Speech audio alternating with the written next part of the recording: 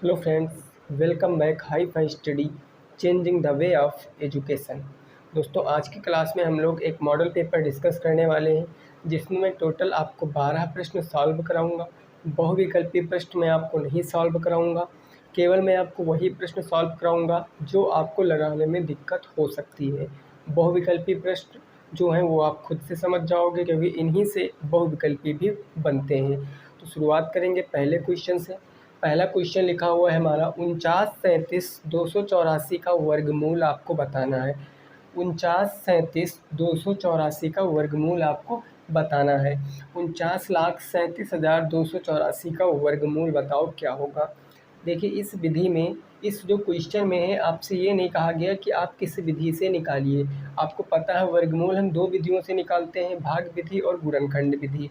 तो जब भी दोस्तों कभी ऐसा प्रश्न आ जाए जिसमें बड़ा डाटा आपको दिखे, एक बड़ी संख्या दिखे, तो इस बड़ी संख्या को आप गुणनखंड विधि से ना लगाकर आप वहाँ पर भाग विधि का प्रयोग करा करिए, क्योंकि इसको जब आप काटोगे तो एक तो टाइम ज़्यादा लगेगा, दूसरी बात ये कि कभी ऐसा नंबर बीच में आ जाएगा कि आप सोचते रहोगे कि ये किससे कटेगा। तो आपको करना क्या है, आपको इसको भाग विधि से सॉल्व करना है। तो आइए देखते हैं इसका आंसर क्या होगा। सबसे पहले भाग विधि में क्या करते हैं, जो नंबर दिया गया उसको वैसे का वैसा लिख लेते हैं। हमने लिख लिया 49 37 284। अब आपको पता है कि इसमें हम क्या करते हैं, इसमें हम पीछे से जोड़े बनाते हैं। अगर पॉइंट लगा है कहीं पर तो पॉइंट में हम आगे से जोड़े बनाएंगे, अगर पॉइंट नहीं लिखा है तो हम पीछे से जोड़े बनाते हैं, दो दो के जोड़े बनाते हैं, क्योंकि वर्गमूल निकालते हैं हम तो दो दो के पेयर काउंट करते हैं। हम यहाँ पर दो का जोड़ा बनाएंगे तो एक हमारा ये बन गया, एक ये बन गया, एक ये बन गया और एक ये दो का बन गया। ये एक रह गया, इससे कोई मतलब नहीं, हमको पीछे से जोड़े बनाने हैं। जोड़े पीछे से बनाने के बाद हमको सॉल्व दोस्तों आगे से करना पड़ता है। अब पहला जोड़ा दो का है, पहली संख्या चार है, तो चार ऐसा किसी संख्या का वर्ग लो, ऐसी किसी संख्या का वर्ग लो कि या तो वो संख्या पूरी पूरी कट जाए या फिर इससे छोटी रहे, इससे बड़ी बिल्कुल भी नहीं होनी चाहिए। तो हम देखेंगे ये दो से कट जाएगा, दो दुगना कितना हो गया भाई, चार हो गया।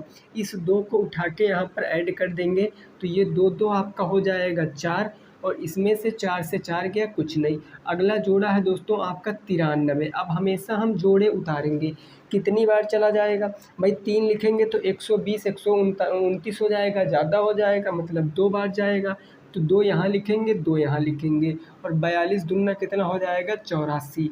इस दो को उठा के यहाँ पर ऐड कर देंगे तो ये 42 और दो कितना हो गया भाई, 44 हो गया। 13 में से चार जाएगा तो 9 बचेगा, 8 से 8 गया तो कुछ नहीं बचा। अगला जोड़ा आपका कौन सा है भाई, अगला जोड़ा है आपका 72, 72।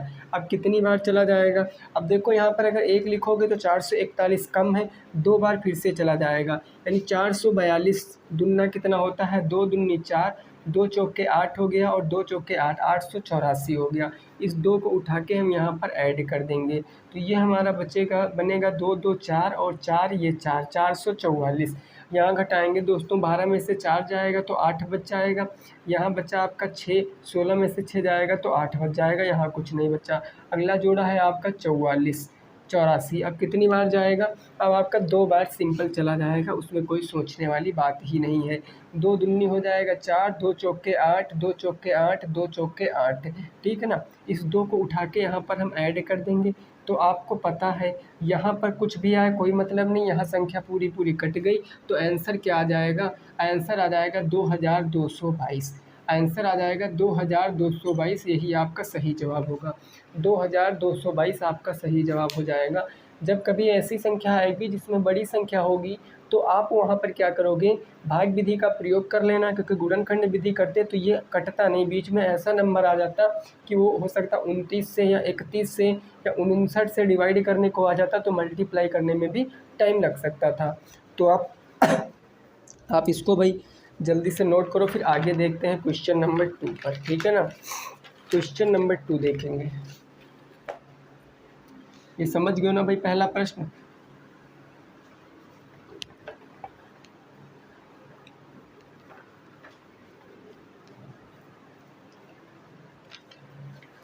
अगला देखिए क्वेश्चन नंबर 2 क्या कह रहा है, इसको जरा देखते हैं। क्वेश्चन नंबर 2 कह रहा है वह छोटी से छोटी संख्या ज्ञात करो, वह छोटी से छोटी संख्या, छोटी से छोटी संख्या ज्ञात करो, छोटी से छोटी संख्या ज्ञात करो जो 4931 में 4931 में जोड़ दें तो संख्या पूर्ण वर्ग बन जाए, तो संख्या पूर्ण वर्ग बन जाए, संख्या पूर्ण वर्ग बन जाए। जिसको 4931 में जहाँ जो लिखा है इसको जिसको कर लीजिए, नहीं लैंग्वेज में कंफ्यूज हो जाओगे, ठीक है ना। ये क्वेश्चन है दोस्तों, मैं फिर से रिपीट किए दे रहा हूँ। वह छोटी से छोटी संख्या ज्ञात करो जिसको 4931 में जोड़ दें तो संख्या पूर्ण वर्ग बन जाए। अब आपको कुछ नहीं करना है, आप सबसे पहले 4931 का वर्गमूल निकालिए और देखिए तकरीबन ये कितनी बार जा रहा है। ऐसे प्रश्नों को लगाने का जो अप्रोच है वो ये है दोस्तों कि जो 4931 है हमने इसको लिख लिया, अब इसको भाग विधि से हम निकालेंगे और देखेंगे कि ये हमारा लगभग किसके वर्गमूल तक है, इसका वर्गमूल लगभग में कितना आ रहा है। तो एक जोड़ा ये बन रहा है, एक जोड़ा ये बन रहा है, 7 से 7 बार चला गया, कितना बच गया 49। इस 7 को यहाँ पर ऐड कर दिया तो 7 7 हो गया 14, ये कट गया। अगला जोड़ा है आपका 31, अगला जोड़ा कितना है 31 है। तो अब ये छोटा है ना, अब ये तो यहाँ पर 2 लिख दोगे तब भी नहीं जाएगा, 1 लिख दोगे तब भी नहीं जाएगा। तो कहने का मतलब हम यहाँ पर एक 0 बढ़ाएंगे और यहाँ पर एक 0 बढ़ाएंगे, एक एक डबल 0 हो जाएगा, एक एक कितना हो जाएगा डबल 0 हो जाएगा, है ना। तो कहने का मतलब यहाँ शेष कितना बच जाएगा 31 शेष बच जाएगा। ये शेष दोस्तों कितना बच गया 31 बच गया।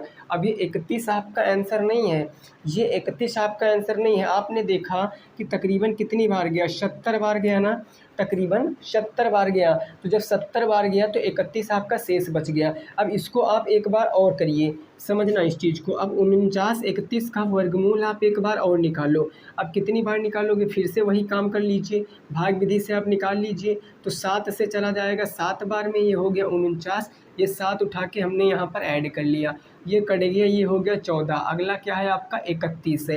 अब आपको करना क्या है, आपको कुछ नहीं करना है। आप देखो यहाँ पर अगर एक बार में कर दो तो 141 एकम कितना हो जाएगा 141 हो जाएगा।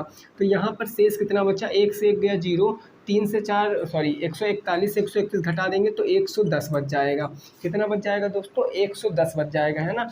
31 अगर 141 से हम 31 घटा देंगे तो 110 बच जाएगा। ये हमारा 110 यहाँ से क्या बच गया, शेष बच गया, ये 110 शेष बच गया। तो आप यहाँ से एक बात समझ पा रहे होंगे कि अगर हम इसमें से 31 घटा दें, अगर हम इसमें से 31 घटा देंगे, इस 4931 में से अगर हम 31 घटाएंगे तब संख्या हमारी पूर्ण वर्ग बनेगी, यानी 70 का स्क्वायर बनेगा जब हम 31 घटाएंगे। लेकिन क्वेश्चन में साफ साफ कह रहा दोस्तों क्या जोड़ दें। देखो क्वेश्चन में क्या कह रहा, क्या जोड़ दें। अगर आप 31 इसमें जोड़ोगे तो 62 हो जाएगा, तो फिर आप ज़्यादा रिमाइंडर बचेगा। तो कितना रिमाइंडर बचेगा, ज़्यादा बचेगा। अगर हाँ 110 यहाँ पर शेष बचता, यहाँ पर 110 शेष बचता तो यही हमारा आंसर हो जाता। लेकिन 110 यहाँ पर शेष बच रहा है, यानी कि जब हम 71 का स्क्वायर करेंगे तो हमारा 110 अधिक हो जाएगा। यानी कि अब हम इतना अगर जोड़ देंगे इस संख्या में, अगर हम 4931 में 110 जोड़ देंगे तो संख्या हमारी पूर्ण वर्ग बन जाएगी और हमें जोड़ने की बात ही कह रहा है। तो कितना जोड़ेंगे सर, 110 जोड़ेंगे, ये हमारा आंसर हो जाएगा। 110 जोड़ेंगे ये आंसर, क्योंकि यहाँ से तो 31 घटाएंगे ना तब ये 70 का वर्ग बनेगा, लेकिन यहाँ पर जोड़ने की बात कह रहा है तो 110 हम जोड़ लेंगे। तो ये क्वेश्चन नोट करो, फिर आगे देखते हैं। ये दूसरा नंबर क्वेश्चन नोट करो भाई, फिर आगे देखते हैं आपका क्वेश्चन नंबर कौन सा होगा, 3 होगा। चलिए क्वेश्चन नंबर 3 देखते हैं।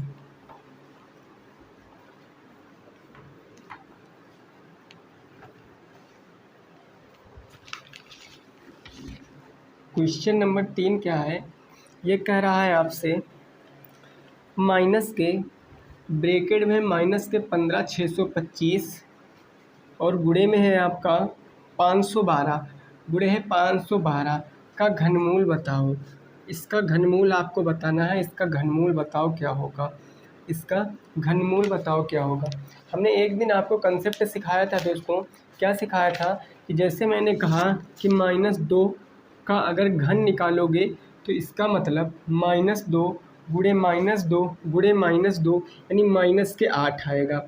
यानी किसी भी संख्या का, किसी भी माइनस की संख्या का चाहे हम घन निकालें और चाहे घनमूल निकालें, वो हमेशा दोस्तों ऋणात्मक ही रहता है। लेकिन यहीं मैं -2 का अगर वर्ग निकालने की बात कर दूं तो आप कहोगे कि सर इसका मतलब -2 गुणे -2 मतलब कि 4, यानी कि किसी भी माइनस वाली संख्या का वर्ग निकालेंगे तो वो धनात्मक आएगा। और ये है क्योंकि इसका मतलब ही दोस्तों होता है +-4, इसका मतलब ही होता है +-4, ठीक है ना भाई। या आप यहाँ पर देखो, अगर 4 का आप वर्गमूल निकालोगे तो इसका मतलब आ जाएगा +-2, क्योंकि माइनस का वर्ग भी 4 आएगा, प्लस का वर्ग भी 4 आएगा। तो ये चीज़ आप ज़्यादा अच्छे से समझ सकते हो। तो यहाँ पर आपको पता है, अगर मैं 15,625 का वर्गमूल निकालूंगा तो एक आपकी ऋणात्मक संख्या आएगी, तो जाहिर सी बात है उत्तर भी आपका क्या आ जाएगा, ऋणात्मक आएगा, ठीक है ना। अब यहाँ पर आप गुणनखंड विधि का प्रयोग कर लीजिए। अगर आप माइनस का 15,625 का घनमूल निकालोगे तो मैं 5 से इसको डिवाइड करूँगा, क्योंकि यूनिट डिजिट 5 है। तो 5 तियाँ 15 हो जाएगा, 5 एकम 5 हो जाएगा, 5 दूनी 10, 5 पंजे 25। तो ये 5 छक्का दोस्तों 30 हो गया, 5 दूनी 10, 55 25, 5 एकम 5 दूनी 10, 5 पंजे 25, 5 दूनी 10, 5 पंजे 25, और ये 5 से 5 बार में, 5 से 1 बार में। तो आप देखो एक त्रिक, 2 त्रिक बन रहे हैं ना, तो कहने का मतलब मैं कह सकता हूँ 5 गुणे 5 यानी 5 गुणे 5 कितना आ जाएगा, 25 आ जाएगा। तो माइनस के 25 में कह सकता हूँ, क्योंकि अभी मैंने बताया किसी भी माइनस की संख्या का वर्गमूल निकालोगे तो माइनस में ही रहेगा। 512 का आप वर्गमूल निकाल लीजिए। 512 का निकालोगे, 2 से काटोगे, 2 चौके 8 हो जाए, सॉरी 2 दूनी 4 हो जाएगा, 2 दूनी 4 हो गया, 2 पंची 10, 2 छंग 12, 2 से काटेंगे, 2 एकम 2, 2 दूनी 4, 2 अट्ठी 16, 2 से काटेंगे, 2 छंग 12, 2 चौके 8, फिर 2 से काट देंगे, 2 तियाँ 6, 2 दूनी 4, ये आ जाएगा 16 बार में, ये आ जाएगा 8 बार में, ये आ जाएगा 4 बार में, ये आ जाएगा दोस्तों 2 बार में, और ये आ जाएगा 1 बार में। अब देखो, एक तो ये बन रहा, एक तो ये बन रहा, एक तो ये बन रहा ना। कितने त्रिक बन रहे हैं, 3। अगर तीनों त्रिक में से एक एक ले लोगे तो कितना आ जाएगा, 2 गुणे 2 गुणे 2, यानी 2 दूनी 4 दूनी 8, यहाँ से 8 आ गया। तो उत्तर आपको इसका बताना था। तो ये बताओ जरा, जहाँ पर माइनस के 15,625 लिखा मैं माइनस के 25 लिख सकता हूँ, गुणे जहाँ 512 लिखा वहाँ पर 8 लिख सकता हूँ, और 25 अट्ठे कितना होता है 200, प्लस माइनस माइनस के 200 आपका राइट आंसर। माइनस के 200 200 आपका सही जवाब है, ठीक है ना भाई, यही आपका उत्तर है। क्लियर ना। चलिए आगे देखते हैं क्वेश्चन नंबर 4 को। क्वेश्चन नंबर 4 देखते हैं, और ये आपकी समझ में आ गया होगा।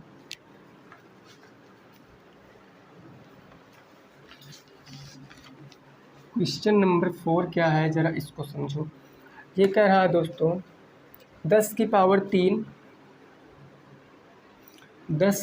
3 गुणे एक्स की प्लस है ना भाई, प्लस, हाँ, एक्स की पावर 3 बराबर 1 की पावर 3, और प्लस में है आपका 12 की पावर 3 में एक्स का मान बताओ। एक्स का मान आपको बताना है। इस क्वेश्चन में आपको एक्स की वैल्यू बताना है, क्या हो जाएगा। इस क्वेश्चन में एक्स की वैल्यू बताना क्या हो जाएगा। लगाओ भाई इस प्रश्न को। देखो, हम इसको सॉल्व करते हैं तो सबसे पहले हम क्या करेंगे, 10 का क्यूब, 10 का क्यूब हो गया 1000, एक्स का क्यूब एक्स क्यूब ही रहेगा, 1 का क्यूब 1, 12 का क्यूब कितना हो गया भाई, 12 का क्यूब 17 28 हो गया ना। देख लेते हैं भाई, 12 का स्क्वायर होता है 144, 144 में 12 से गुणा कराएंगे, 12 चौके 48, 4 12 चौके 48, 4 52, हासिल 5, 12 एकम 12 5 17, यहाँ आ जाएगा 17 28, यहाँ आ जाएगा दोस्तों 17 28। मैंने क्यूब को खोल दिया है बस। अब आप एक्स क्यूब की वैल्यू निकालोगे तो उधर कितना आ जाएगा, 1729 हो जाएगा। 1000 प्लस में उधर चला जाएगा तो माइनस में 1000 हो जाएगा। ये आपका इधर बच गया एक्स क्यूब, तो एक्स क्यूब बराबर कितना, 1729 से 1000 जाएगा 729, तो एक्स बराबर क्यूब रूट 729 हो जाएगा, है ना। एक्स बराबर क्यूब रूट 729 हो जाएगा। तो आप देखो एक्स बराबर कितना आ जाएगा, 7 9 9 81 9 729, 9 आ जाएगा। एक्स की वैल्यू 9 आ जाएगी। या आप इसी चीज़ को ऐसे भी समझ सकते थे, अगर आपको पता है कि एक्स क्यूब है यहाँ पर, तो 729 को मैं क्या लिख सकता हूँ, 9 की पावर 3, 9 9 81, 9 729। तो आपको पता है अगर पावर सेम है आप ब्रैकेट में लिख सकते हो कि अगर आपकी पावर सेम है तो बेस भी क्या होंगे सर, समान होंगे, x बराबर 9। ये भी समझ सकते हो घातांक और करड़ी का नियम लगा से। वैसे ये अप्रोच ज़्यादा सही है, ये काफ़ी क्वेश्चनों में प्रयोग हो जाएगा, ठीक है ना। तो इसको नोट करो, फिर आगे देखते हैं 5 नंबर क्वेश्चन। इसको नोट करो, फिर क्वेश्चन नंबर 5 देखते हैं क्या कह रहा है, उसको भी हम लोग समझते हैं।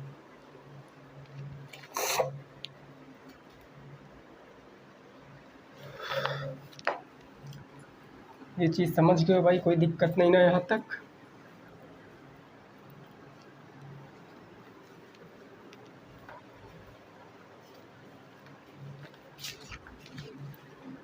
क्वेश्चन नंबर 5 क्या है, क्वेश्चन नंबर 5 है दोस्तों, आपसे कह रहा है 3, इसकी पावर है आप में x प्लस में 3, और उसके बाद है आपका गुणे 9 की पावर है 2x माइनस में 5, और बराबर है आपका 3 की पावर 2x प्लस में 7 में x का मान बताओ, x का मान बताओ, x का मान बताओ। अगर आपको घातांक और करड़ी के सारे नियम पता हैं तो आप बता दोगे भाई। घातांक करड़ी में पहला नियम हमारा क्या था कि अगर a की पावर m गुणे a की पावर n है, अगर बेस बराबर हैं तो घातों का मल्टीप्लाई हो जाता है। दूसरा नियम क्या था कि अगर a की power m divided by a की पावर a की पावर n है तो अगर बेस बराबर भाग करने पर घातें घट जाती थी। अगर a की पावर के m के ऊपर होल पावर n है तो इसका मतलब a की पावर mn हो जाता है, भाग हो जाता है। तो ये 3-4 नियम जो आपको अच्छे से याद रखने हैं। और एक नियम और, अगर किसी भी चर की पावर माइनस में है तो उसकी पावर प्लस बनाने के लिए उसके ऊपर बटे 1 मान लेते हैं। अगर परिमेय संख्या में बात करूं तो जैसे कोई संख्या p/q लिखी है, इसकी पावर माइनस के m है, अगर इसको आप पॉजिटिव बनाओगे तो ये पलट जाती है, q/p की पावर m बन जाती है। ये सारे कंसेप्ट मैंने आपको घातांक एवं करड़ी में सिखा रखे हैं। तो इस क्वेश्चन का आंसर भाई कितने साथी दे रहे हैं, जल्दी से बताएं। इस क्वेश्चन का आंसर कितने साथी दे रहे हैं, जल्दी से बताएंगे। देखो हम क्या करेंगे सर, यहाँ पर पहला स्टेप तो हम ऐसे ही लिख लेंगे, यानी 3 की पावर x प्लस में 3 हमने ऐसे लिख लिया गुणे। अब बेस बराबर नहीं, यहाँ 3 है यहाँ 3 है, इसको 3 बनाने के लिए 3 की पावर 2 और इसकी होल पावर क्या हो जाएगी 2x माइनस में 5, बराबर में 3 की पावर क्या हो जाएगा 2x प्लस में 7 हो जाएगा। अब आपको पता पावर के ऊपर होल पावर तो पावरों का गुणा, यानी ये हो जाएगा 3 की पावर x प्लस में 3 गुणे 3 की पावर 2 दूनी 4x माइनस के 5 दूनी 10 और बराबर के 3 की पावर 2x प्लस में 7। अब आपको पता है कि बेस बराबर है, गुणा करने पर घातें क्या होती हैं दोस्तों, जुड़ जाती हैं ना। यानी हम सीधे कह सकते हैं कि यहाँ पर जो लिखा है आपका x प्लस में 3, इसमें ऐड कर देंगे 4x माइनस के 10, और इधर आपका ये इसके बराबर हो जाएगा 2x प्लस के 7, क्योंकि 3 3 3 सारे स्थानों पर बेस क्या है, बराबर है। यहाँ से एक बेस लेते तो ये ऊपर आ जाता, तो हमने एक स्टेप छोटा ही कर दिया। अब आप देखो x 3x मिलकर कितना हो गया 5x 4x, और ये x 5x प्लस का 3 माइनस का 10 तो माइनस के 7 बराबर के 2x प्लस में 7। अब आप देखो ये प्लस से इधर चला आएगा, किस में हो जाएगा भाई, ये प्लस का 2x है ना भाई, इधर प्लस के 2x इधर आएगा तो माइनस के 2x हो जाएगा, यानी 5x माइनस के 2x, 5x माइनस में कितना हो जाएगा भाई 2x, 2 दूनी 4, 4 1 5x है ना, 5 दूनी 10, ठीक है। माइनस के 2x बराबर के 7 और प्लस में क्या हो जाएगा 7 हो जाएगा। यहाँ से कितना बच गया, यहाँ से बच गया 3x बराबर के 14, यानी x बराबर के कितना आ जाएगा 14/3 आ जाएगा, x बराबर 14/3 आ जाएगा, x बराबर 14/3 आ जाएगा। यहाँ पर ये आपका जवाब हो जाएगा, ठीक है ना, x बराबर 14/3 आपका सही जवाब हो जाएगा। कोई दिक्कत भाई यहाँ पर किसी भी साथी को, समझ में आ गया ना। चलो नोट करो, आगे देखते हैं। इसको नोट करो फिर आगे देखते हैं।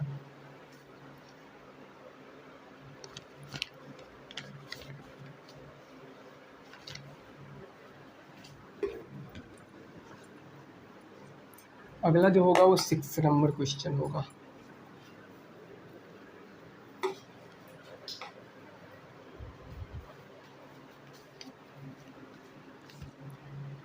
क्वेश्चन नंबर 6 क्या है, ये दोस्तों आपसे कह रहा है 3/4 की पावर 3, 3/4 की पावर 3 गुणे 4/3 की पावर 4/3 की पावर माइनस के साथ बराबर के 3/4 की पावर 2x में x का मान बताओ।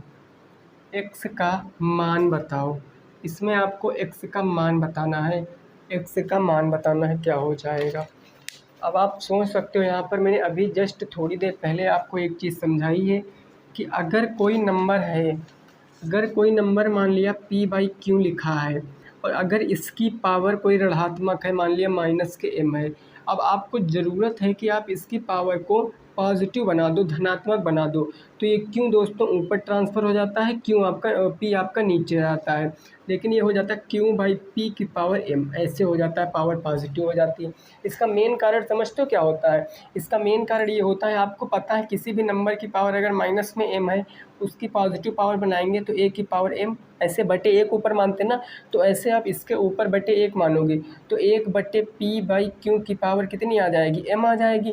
और आपको पता है नीचे से ये ऊपर गुणे में चला जाएगा, यानी q/p की पावर m आ जाएगी। तो ये सीधा लॉजिक आप समझ सकते हो कि ये होता, अदरवाइज़ आप ऐसे संतुष्टि ले सकते हो, ठीक है ना। तो अब इसका आंसर बताओ कि x की वैल्यू क्या आएगी, x की वैल्यू क्या आएगी। चले भाई देखिए ना इस क्वेश्चन को, देखो यहाँ पर 3/4 है, यहाँ पर 3/4 है, लेकिन हमने देखा तो यहाँ पर 3/4 ना होकर यहाँ पर 4/3 है। तो बेस बराबर करेंगे तभी पावरें आपस में जुड़ेंगी और घटेंगी, बराबर होंगी, जो भी होगा। तो हम क्या कह सकते हैं, इसको हम 3/4 को ऐसे ही रहने देंगे और इसकी पावर कितनी है 3 गुणे। अब इसकी पावर ऋणात्मक है, इसको हम पलट देंगे तो 3/4 हो जाएगा, इसकी पावर धनात्मक हो जाएगा 7 हो जाएगा। अब ये हो जाएगा 3/4 की पावर 2x। अब देखो सारे बेस क्या हैं, बराबर हैं। अगर बेस बराबर हैं तो घातें आपकी जुड़ जाएंगी, यानी 3 प्लस में 7 बराबर के उधर 2x हो जाएगा, यानी 10 बराबर के 2x हो जाएगा, तो x बराबर के 5 आ जाएगा, x की वैल्यू 5 आ जाएगी, नोट कर सकते हो। आगे देखते हैं, x बराबर 5 आ जाएगा, कितना आएगा, x बराबर 5 आ जाएगा। अगला क्वेश्चन है आपका क्वेश्चन नंबर 7, ये कह रहा 3 ब्रैकेट में x प्लस में 2y बराबर के है आपका 10y प्लस में 5 और कामा लगा है 2x प्लस में 2y बराबर में है 3x प्लस में 2। इसको सॉल्व करना है आपको, इसको सॉल्व करना है। ये आपका युगपत समीकरण का क्वेश्चन है, ये आपका युगपत समीकरण का क्वेश्चन है और ये क्वेश्चन मैंने पहले भी कराया है एक बार, ये क्वेश्चन मैंने पहले भी एक बार कराया है। इसको आप लगाओ, देखो हम समीकरण बनाएंगे तो हम इसका इससे गुणा करा सकते हैं, इसका इससे गुणा करा सकते हैं, इसका इससे गुणा कराएंगे, इसका इससे गुणा कराएंगे, तो हमारा ये क्या आ जाएगा, ये यहाँ पर दोस्तों आ जाएगा आपका 3x प्लस में 3 दूनी 6y बराबर के 10y प्लस में 5। अब इधर क्या बच जाएगा आपका 2x प्लस में 4y बराबर में 3x प्लस में 2। अब आप समीकरण बनाइए, यहाँ पर देखो समीकरण अगर इससे बनाओगे तो ये 3x है, 3x उधर x वाला कुछ है नहीं, प्लस के 6y है, इधर ये 10y ले आओगे तो माइनस में 10y बराबर के 5 बन जाएगा, यानी ये बन गया 3x माइनस का 4y, 10 में से 6 जाएगा तो माइनस के 4y 5, समीकरण नंबर 1 बन गया ना। अब समीकरण 2 यहाँ से बना लीजिए, ये आ जाएगा 2x, इधर प्लस से माइनस में 3x आ जाएगा, प्लस में 4y हो जाएगा आपका, बराबर के दोस्तों उधर 2 बच गया, तो इधर बच गया माइनस का x प्लस में 4y बराबर के 2, समीकरण नंबर 2 हो जाएगा। समीकरण 1 और 2 को आप जोड़ सकते हो, समीकरण 1 या 2 लिख लीजिए इसके नीचे, माइनस का x प्लस के 4y बराबर के कितना है दोस्तों 2 है, बराबर के 2 है। अब देखो y के तो गुणांक बराबर हैं, तो हमें किसी के गुणांक बराबर करने की ज़रूरत भी नहीं और चिन्ह भी विपरीत हैं, तो ये कट जाएगा, यहाँ बच जाएगा 2x बराबर के 5 2 7, x बराबर के 7/2 आ जाएगा। x बराबर के 7/2 है, y का मान प्राप्त करना है। तो चाहे आप समीकरण 1 में रख दीजिए, चाहे आप समीकरण 2 में रख दीजिए।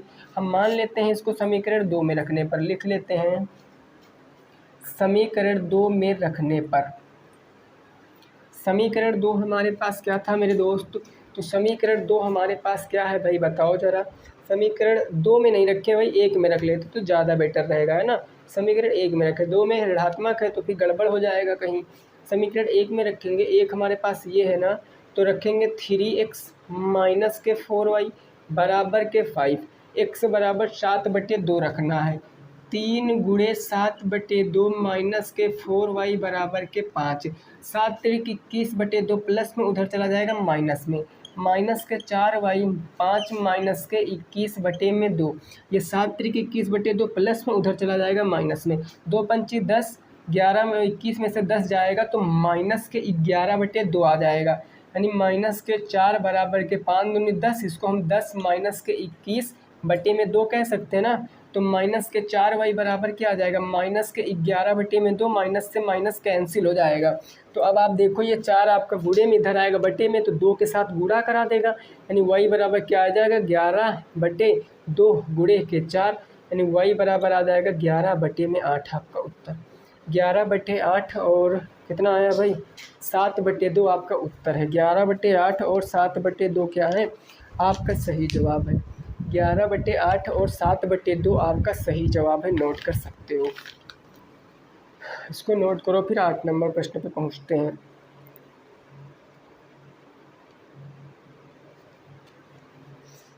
क्लियर ना, इतना ही सबका आ रहा होगा, सिंपल सा प्रश्न था। आगे देखेंगे 8 नंबर प्रश्न। 8 नंबर प्रश्न देखेंगे।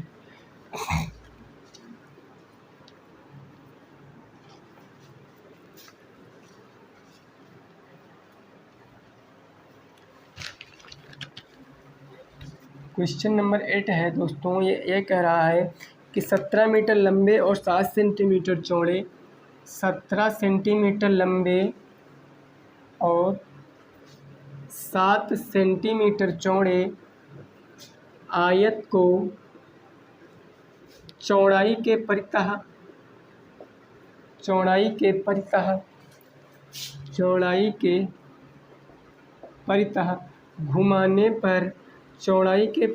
घुमाने पर बने बेलन का आयतन वक्रपृष्ठ ज्ञात करो। इस क्वेश्चन को थोड़ा हम अच्छे से समझेंगे, ठीक है ना भाई। देखो सबसे पहली तो बात ये समझो, आपका एक रेक्टेंगल है, आपका एक क्या है सर, आयत है। ये हमने मान लिया हमारा एक आयत है।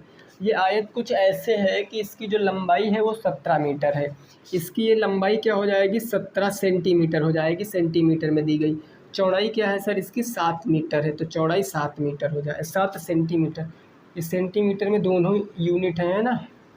अब इसको चौड़ाई के परितः घुमाया जाता है, तो हम इसको चौड़ाई के परितः घुमाएंगे।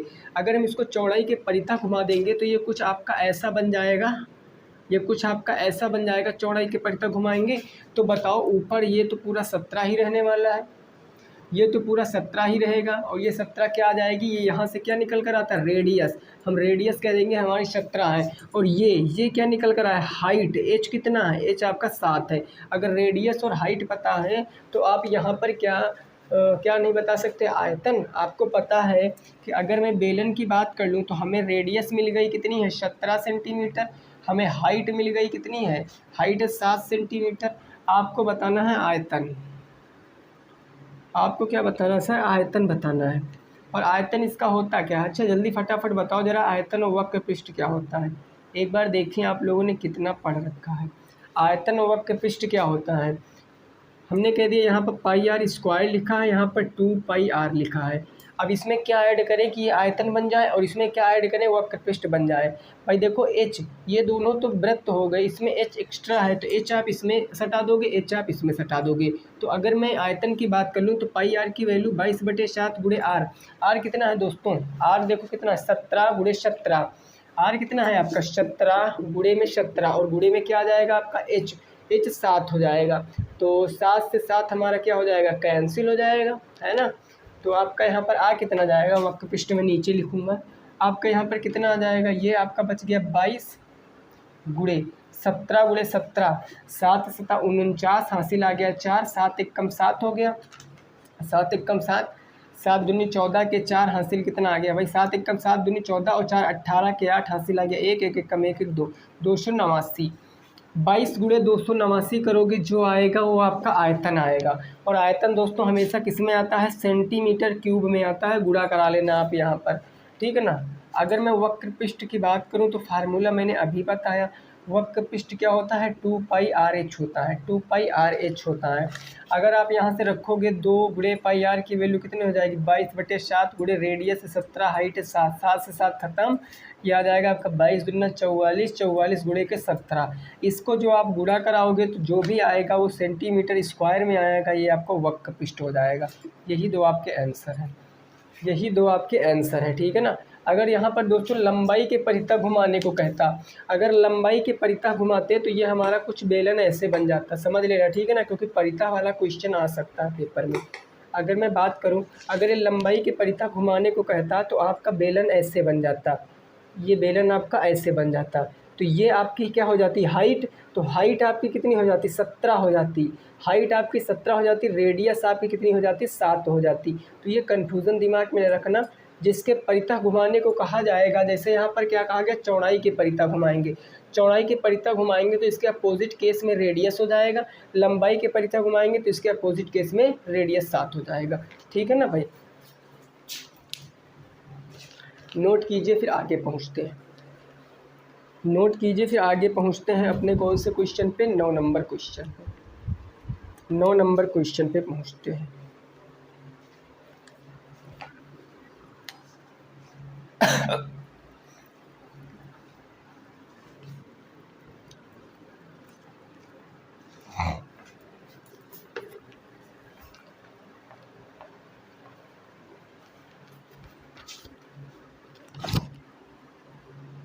दोस्तों जो कल क्लास आई थी आपकी, कल मतलब क्या, जो इससे पहले, कल के पहले जो क्लास आई थी, समलंब के क्षेत्रफल से पहले जो क्लास आई थी, उस दिन मैंने क्लास नहीं ली थी, वो आपकी पहले की क्लास थी, ठीक है ना। और पहले की क्लास में कई क्लास से पहले थी, 4-5 क्लासें ऐसी हैं जिसमें 1-2 प्रश्न हमसे गलत लग गए हैं, मैंने बताया भी था नेक्स्ट क्लास में, ठीक है ना, तो याद रखना। 9 नंबर क्वेश्चन है, हॉकी के डंडे पर पतली डोरी लपेटनी है, हॉकी के डंडे पर, हॉकी का कोई एक डंडा है, हॉकी के डंडे पर पतली डोरी लपेटनी है, ये आपका क्लास 8 का क्वेश्चन है, ठीक है ना, डीएलएड बुक में दिया। हॉकी के डंडे पर पतली डोरी लपेटनी है, पतली डोरी लपेटनी है, यदि डंडे का व्यास, यदि डंडे का व्यास 4.2 सेंटीमीटर हो, डंडे का व्यास 4.2 सेंटीमीटर हो, तो 250 फेरे लगाने में, 250 फेरे लगाने में कितने मीटर डोरी की आवश्यकता होगी, कितने मीटर डोरी की आवश्यकता होगी, कितने मीटर डोरी की क्या होगी, आवश्यकता होगी। ये क्वेश्चन दोस्तों मैंने आपको कराया था सेकंड सेमेस्टर में ही, क्योंकि ये जो क्वेश्चन है आपका सेकंड सेमेस्टर की बुक में भी था, थर्ड सेमेस्टर की बुक में भी था, फोर्थ सेमेस्टर की बुक में भी था। अब हो सकता है किसी पब्लिकेशन में ना हो, लेकिन तकरीबन था तो सब में ही, ठीक है ना। हम मान लेते हैं हमारा हॉकी का डंडा कैसा होगा, ऐसा होगा, हॉकी का डंडा हमने मान लिया हमारा ऐसा होगा, ठीक है ना, ऐसा होगा ये हॉकी का डंडा। अब इसके ऊपर आपको क्या लपेटनी है, डोरी लपेटनी है, ठीक है ना, क्योंकि हाथ से फिसले नहीं, डोरी लपेटनी है। तो आपको ये तो भाई जे बन गया है ना, चलो कोई नहीं, ये आपका क्या है, एक व्यास दिया गया। अगर बताओ ये जो ऊपर है इसका मुंह कुछ ऐसे हो कि नहीं है भाई, जो ऊपर है इसका मुंह कुछ ऐसे है ना, तो यहाँ ये तो वृत्ताकार है, ये क्या हो जाएगा आपका, ये आपकी त्रिज्या, और अगर मैं पूरे की बात कर लूँ तो ये आपका डायमीटर बन जाएगा, ये आपका डायमीटर बन जाएगा, व्यास बन जाएगा। अगर मेरे दोस्त व्यास आपको पता है कितना है 4.2।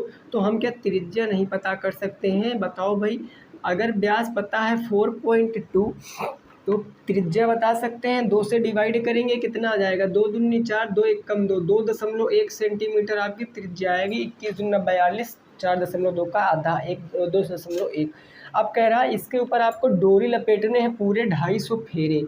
कितने फेरे लेने हैं? 7 फेरे, सॉरी 250 फेरे लेना ना, 250 फेरे लेने हैं। यानी ऐसे करके आपको फेरे के ऊपर फेरे लेने हैं। कितने? टोटल 250 फेरे लेने हैं। ये हमने यहाँ पर टोटल 250 फेरे लेने हैं। ऐसे करके तकरीबन हमने 250 फेरे ले लिए। तो आप देख पाओगे ये जब इसका भाई ये आकृति जो है ये ही वर्गाकार है, वृत्ताकार है, तो इसके ऊपर जो हम लपेटेंगे डोरी वो भी तो वृत्ताकार होगी। तो अगर मैं ये बताओ, जैसे मैंने ये आपका सर्किल बना दिया, तो ये जो इसके ऊपर ये जो बाहरी परत देख रहे हो ना, इसी को तो हम परिधि बोलते हैं, इसी को तो परिधि बोलते हैं। अगर मैं कह दूँ ये आपका हॉकी का डंडा है, ये आपका हॉकी का डंडा है, अगर इसके ऊपर आप डोरी लपेटोगे तो भाई वृत्ताकार में ही लपेटोगे ना, तो परिधि में लपेटोगे, परिधि पे, बाहरी सतह पे।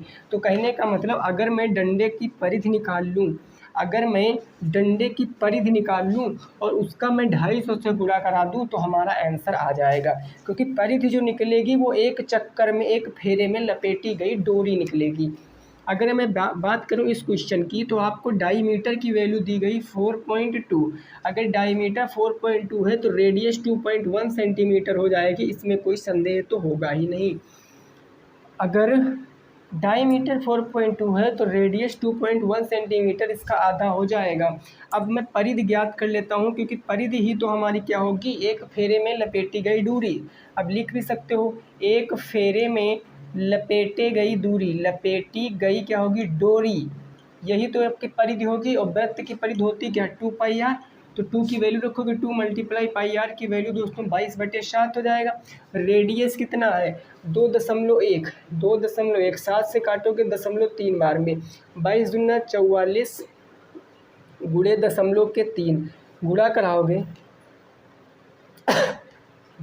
4 × 12 के 2 हासिल आगे 1, 4 × 12, 12 1 13 है ना, 4 × 12, 4 × 12, तो कितना आ जाएगा? 0.1 अंक पहले, तो 1 अंक पहले 13.2 आ जाएगा, 13.2 आ जाएगा। देखो भाई, 4 × 12 के 2 हासिल 1 आ गया, 4 × 12 1 13 आ गया, 13.2 आ गया। वो भी क्या आया? सेंटीमीटर में। परिधि किस में आ गई? सेंटीमीटर में। अगर परिधि सेंटीमीटर में आ गई तो हमको कितने चक्कर लगाने हैं? हमको 250 चक्कर लगाने हैं।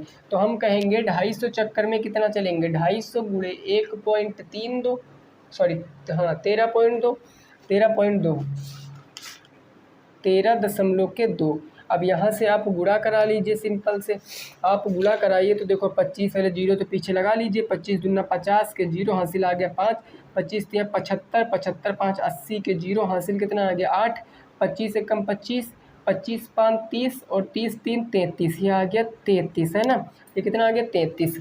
अब आपको पता है कितना आ गया यहाँ पर भाई, जीरो तो हमने लगा ही लिया था, 25 दूना 50, 1 अंक पहले तो 1 अंक पहले, तो कितना आ गया 3300 सेंटीमीटर आ गया। इस जीरो को कोई मतलब ही नहीं, 3300 सेंटीमीटर आ गया है। अगर 3300 सेंटीमीटर आ गया है तो आप यहाँ से सीधे बता दीजिए मीटर में, आपको बताना कितने मीटर की आवश्यकता होगी। तो जब सेंटीमीटर में है, इसको मीटर में बदलने के लिए आप 100 से भाग कर दोगे, यानी ये हो जाएगा दोस्तों आपका 3300, और बटे में क्या हो जाएगा 100 भाग करोगे तो 33 मीटर आपका सही जवाब हो जाएगा। 33 मीटर क्या हो जाएगा? आपका सही जवाब हो जाएगा। ठीक है ना भाई, 33 मीटर आपका सही जवाब हो जाएगा। अगर आप यहाँ पर गुणा करा के देख लीजिए, गड़बड़ तो नहीं हो रही है। 3 चौके 12 के 2 1, 3 चौके 12 1, 13.1, 13.2, और 13.2 को गुणा अगर आप 250 से करा रहे हो, 250 से, तो भाई पहले तो 3 जीरो एज इट इज़ रह जाएंगे, 2 5 दूनी 10, 5 3 15, 1 16, 5 1 कम 5 1 6, ये हो गया, 2 दूनी 4 हो गया, 2 3 6 हो गया, 2 1 कम 2 हो गया, ये हो गया आपका 0 0 6 4 10, 6 6 12 1 13, 2 1 3, 130 है ना, 130 इतना ही तो आ रहा भाई, इतना आ रहा, 2 1 3 33, सही तो है भाई, सही तो है 33, सही भाई, मेरा आंसर जो आया वो सही है, चेक कर लेना फिर भी आप। जो आंसर आया है लगभग में वो सही है, बट आप चेक कर लेना। 33 मीटर डोरी की आवश्यकता होगी। अगर सेंटीमीटर में पूछता तो 33 सेंटीमीटर की आवश्यकता हो जाती, क्योंकि क्वेश्चन में मीटर में पूछ रहा था तो मीटर में आवश्यकता होगी। ठीक है ना, नोट करो, फिर आगे 10 नंबर प्रश्न पे पहुँचते हैं। इसको नोट करो, फिर आगे 10 नंबर प्रश्न पे पहुँचते हैं, देखते हैं वो प्रश्न क्या कह रहा है।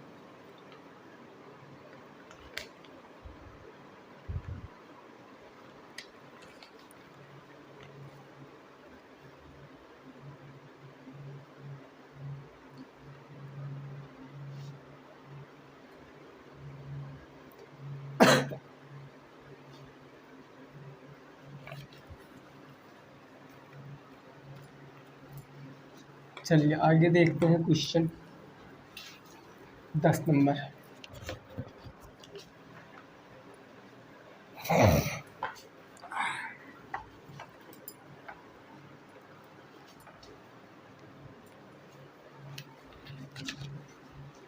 क्वेश्चन नंबर 10 है आपका। ये कह रहा एक पहिए का व्यास आपको दिया गया है 77 सेंटीमीटर है। एक पहिए का व्यास 77 सेंटीमीटर है। 2.42 किलोमीटर 2.42 किलोमीटर चलने में पहिया कितने चक्कर लगाएगा? पहिया कितने चक्कर लगाएगा? कितने चक्कर लगाएगा?